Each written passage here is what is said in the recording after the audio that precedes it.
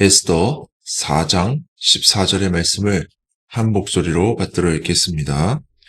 이때에 내가 만일 잠잠하여 말이 없으면 유다인은 다른 데로 말미암아 노임과 구원을 얻으려니와 너와 내 아버지 집은 멸망하리라. 내가 왕후 자리를 얻은 것이 이때를 위함이 아닌지 누가 알겠느냐 하니. 아멘. 우리는 몸이 아플 때 질병에서 벗어나기를 기도합니다. 그러나 거기서 끝나면 안 됩니다. 건강해진 다음에 무엇을 할 것인지도 생각해야 합니다. 찬송가 471장 3절 가사에 보면 이렇게 되어 있어요. 주를 위해 살겠으니 나를 고쳐주소서. 내게 속한 모든 것은 다 주의 것이니. 이 찬송 시에도 나온 것처럼 우리는 거룩한 소원을 품고 그 소원을 이루기 위해서 하나님께 복을 구해야 한다는 것을 알 수 있습니다. 아플 때는 하나님께 기도하다가 건강해진 후에는 다시 죄의 자리로 돌아간다면 그 회복의 은혜는 아무 소용이 없는 것입니다. 돈을 많이 벌고 싶은 소망이 있다면 그 자체가 목적이 아니라 그것으로 무엇을 할 것인지에 대한 계획이 있어야 합니다. 기도하면서 목적이 분명하지 않으면 나중에 방향을 잃어버린 삶을 살기가 쉽습니다.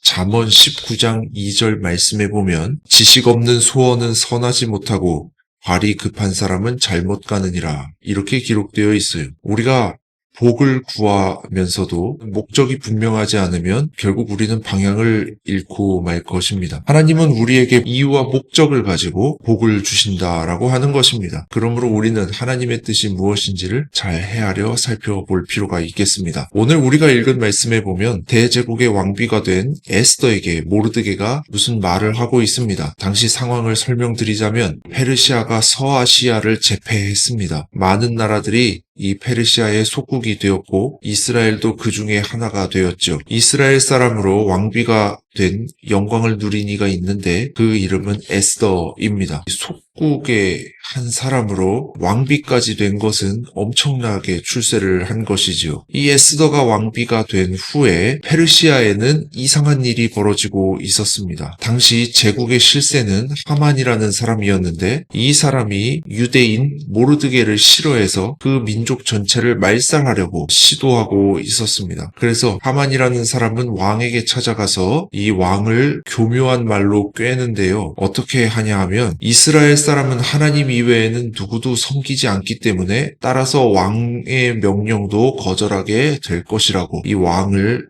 꾀기 시작합니다. 그러자 왕이 그 왕의 도장 반지를 주면서 너가 알아서 해라 이렇게 한 거예요. 그래서 하만이 왕에게 받은 왕의 도장 반지를 가지고 조서를 써서 전국에 반포를 했는데 그 내용은 유대인을 죽여라. 이 일을 알게 된 모르드게는 애통하면서 같은 유대인인 에스더 왕비에게 찾아갑니다. 그 에스더 왕비에게 하는 말이 오늘 본문 말씀이에요. 오늘 본문 말씀 에스더 4장 14절을 다시 읽어드리겠습니다. 이때에 내가 만일 잠잠하여 말이 없으면 유다인은 다른 데로 말미암아 노임과 구원을 얻으려니와 너와 내 아버지 집은 멸망하리라. 내가 왕후의 자리를 얻은 것이 이때를 위함이 아닌지 누가 알겠느냐. 이 모르드게는 에스더가 왕비가 된 이유가 이때를 위함이 아닌지 생각해보라고 말했습니다. 이 말을 들은 에스더는 금식 기도를 드린 후에 왕에게 찾아가서 간청을 하였고 결국 동족을 구하게 됩니다. 많은 사람이 권세와 능력을 달라고 기도합니다. 그러나 하나님의 역사는 똑똑하고 유능한 자를 통해서만 이루어지는 것은 아닙니다. 하나님은 돌들로도 영광을 받으실 수 있는 분입니다. 하지만 우리가 주님을 위해 살기로 결단하고 그것을 위해 필요한 것을 구한다면 하나님은 우리의 기도에 흔쾌히 응답하실 것입니다. 또 이미 주신 것을 가지고 하나님을 위해 선용한다면 하나님은 그를 궁창의 빛과 같이 빛나게 해주실 것입니다. 우리에게 주어진 삶의 모든 영역에서 하나님을 경외하기를 바랍니다. 작은 삶의 일에도 말씀대로 살아가도록 노력합시다. 그리고